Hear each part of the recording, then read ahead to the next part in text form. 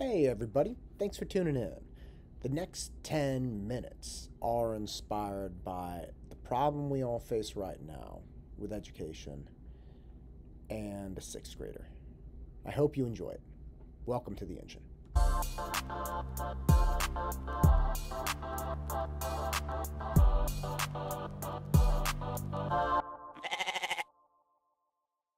I get a call from the old man, and he tells me, he's like, hey, there's a problem up here. He lives in Alaska.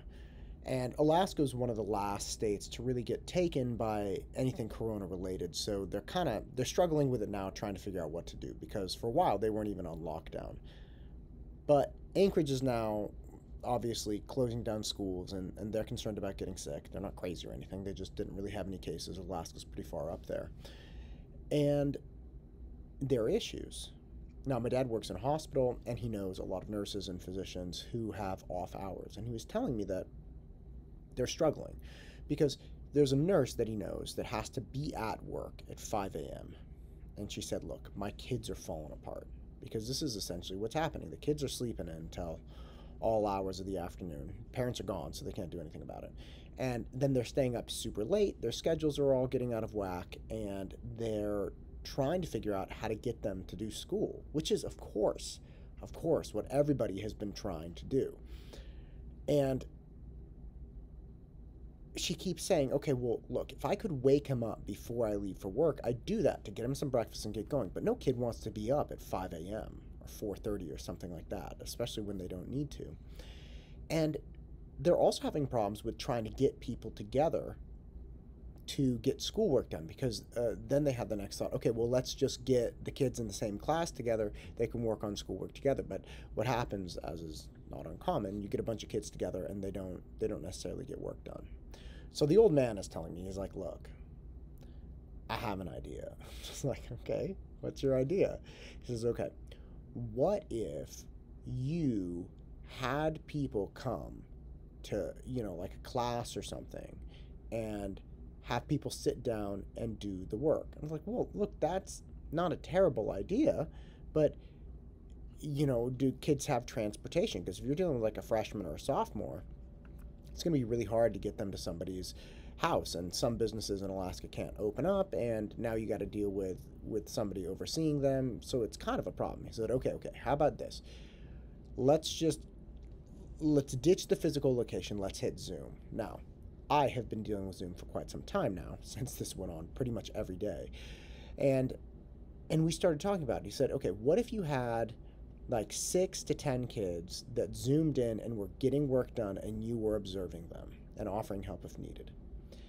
And I said, well, look, Dad, I mean, one of the problems is when you're working on Zoom, you can see the person's face, maybe.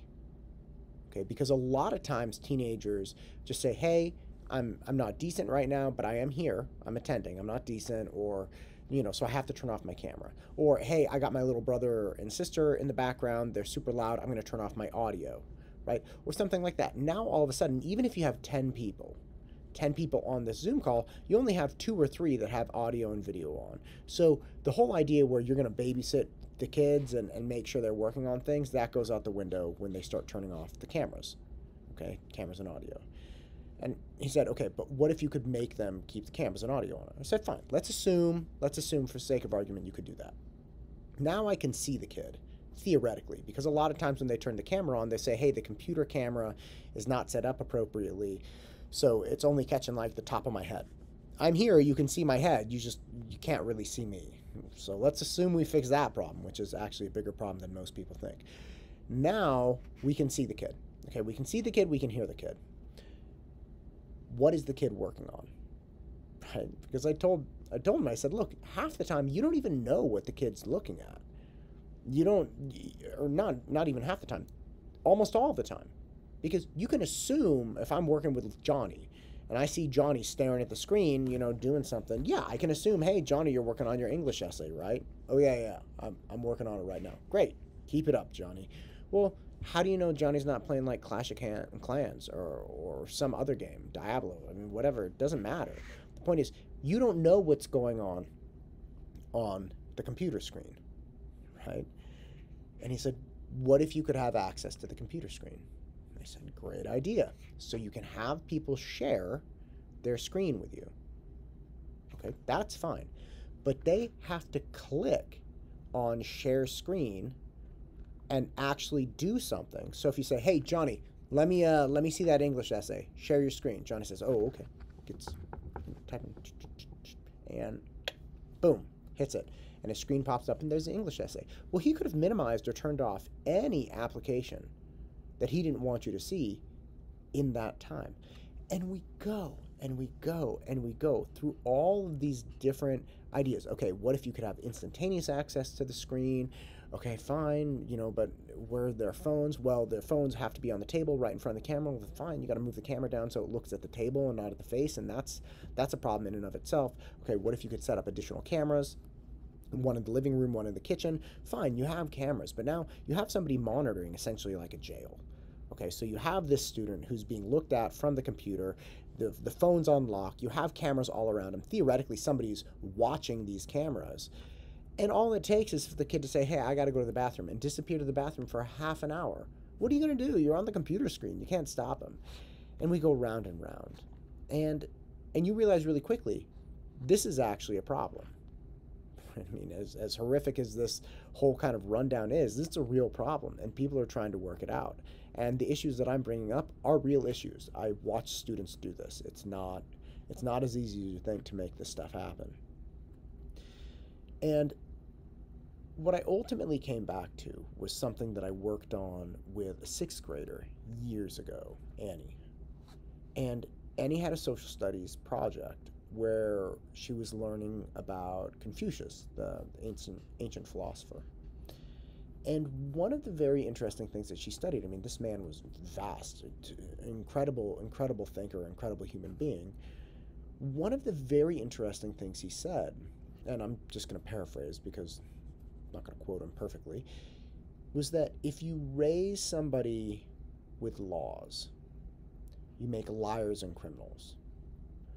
But if you raise them with virtues, you make morally upstanding people.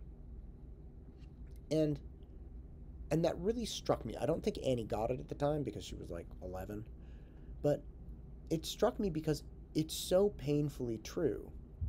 Because if you tell somebody, "Don't do this or you'll get in trouble here," and they really want to do that thing, "Don't eat the ice cream or you're going to get in trouble," they're going to figure out a way to not get caught, get what they want, and as long as they don't get caught, the consequence is nothing. But if you teach them to be virtuous and to be honest, maybe honor their parents or honor the rules or something like that, all of a sudden that's a different person you're dealing with. And they're going to regulate themselves and believe in the orderliness of the world in and of itself. And that's a different type of person. Now they're honest. Now they're trying to abide by the rules and reconcile their desires with what the desires of the group might be. So I kept thinking about that with this Zoom issue. Because I think what a lot of people are trying to do is say, okay, how can we make a set of laws, right? Essentially like a jail, where this person is always observed. They're always, the threat of punishment for not doing what you should be doing is always there. And that will get them to fly straight. That will get them to get their homework done. But again, it's something I come back to very frequently. That discounts the ingenuity and intelligence of the average teenager. I think they are way smarter and more capable than a lot of people give them credit for. And I think if you set something up like this, where it's like cameras in this room, cameras in that room, blah, blah, they figure out a way. It's like the classic line from Jurassic Park, life finds a way. Well, teenagers find a way too. And if it literally is just, I'm watching you do this or else, they'll figure out a way around it. But I think in this particular situation, we need to go more Confucius style, We need, as educators and children and parents and everyone, we need to find a way to arrive at an agreed upon set of values.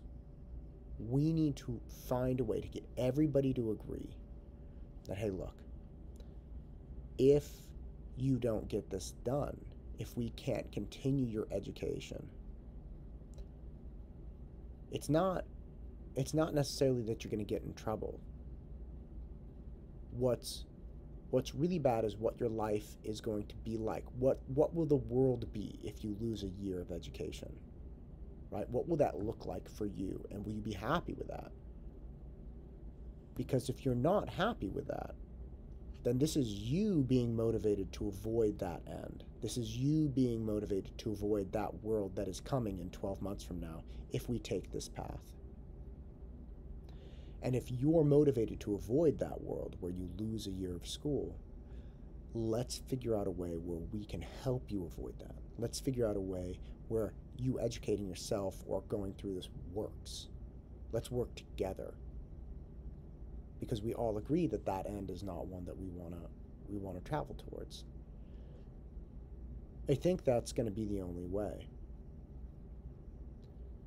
And I'm sure you will have people that will try the jail-like scenario. I'm sure you will have people that just don't make it. I guarantee you will have people that will cheat all over the next 12 months just to satisfy some requirement, and you will have people that flat out won't make it. They'll just give up until they have to go back physically. And that's a terrible thing to think about. I don't think anybody deserves that. But that's the way humans are. The more freedom we have, the more variability we'll have, and people will be free to make bad decisions. That's freedom. But if we can arrive at a shared goal, at shared values, at a shared purpose, then at the very least, we could work together to try to realize that end. And if we're working together towards a common goal, odds of success are always, always much higher. I'm Matt Todd, and this is the news that drives me. Go out and crush it.